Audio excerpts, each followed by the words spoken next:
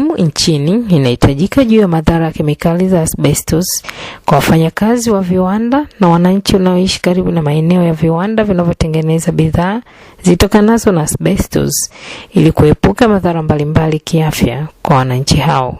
Kutolewa kwa elimu hiyo kwa wananchi na wafanyakazi kutasaidia uelewa wa wananchi na wafanyakazi juu ya umuhimu wa kutumia vifaa vya kujikinga na athari za kemikali za asbestos kwa njia ya kuvuta hewa na kugusa. Mmoja wa wanakemia wa viwanda wastaafu anatoa maelezo juu ya madhara ya kemikali hizo kwa afya ya binadamu. Wanatumia one of the kemikali hatarishi, asbestos hasa. Ndio ambayo niliona imezagazaga ovyo na handling yake ni very poor, na wala watu hawajasema hawajui kama hiyo kemikali ni hatarishi. Hiyo asbestos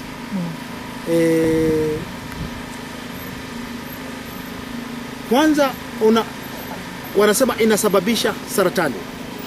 Saratani ni gani? Saratani. Yani cancer. Vile inaweza kuathiri mapafu. Mtu kadhania ana nini? Ana kifua kikuu, kumbe sio kifua kikuu. Kitu kingine inaweza ikareta magonjwa ya ngozi. Magonjwa ya ngozi.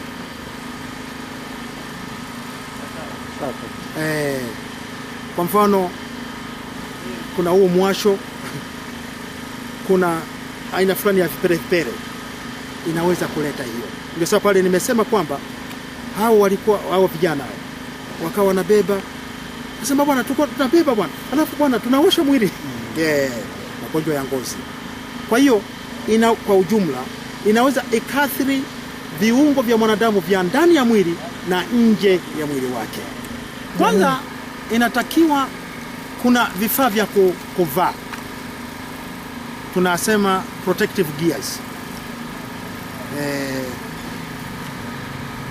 Hasa kwa ajili ya ile vumbi, kuvaa, kuziba kabisa mdomo na pua, na inawezekana na macho. Hii sehemu hii.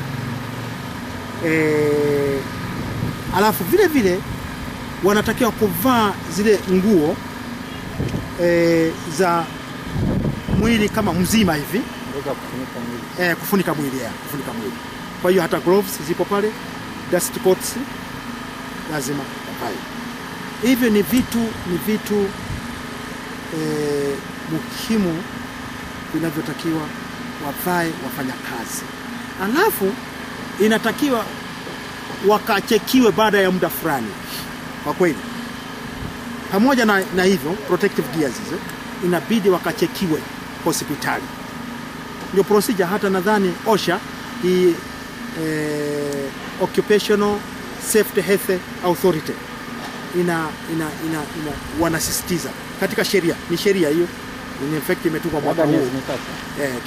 Sheria imetungwa mwaka gani? Imetungwa mwaka 2003 kama sijakosea.